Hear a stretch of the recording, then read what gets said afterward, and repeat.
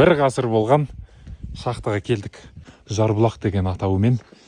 Биіктігі 3500 метрде орналасқан алтын өндіретін шахта. 1927 жылы ағылшындар өндірісті бастаған екен, кейін Совет одағы құлдырағаннан кейін Қытайларға берілген. Жалпы ұзындығы 1 километрден астам. Қазір кіріп көретін боламыз.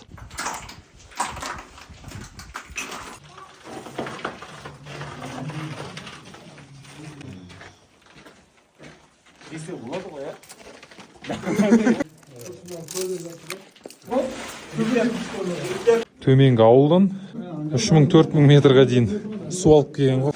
Жақын арада біреу машинамен кірген ғой мына жерге. Мынандай бөлек бөлмелері бар екен.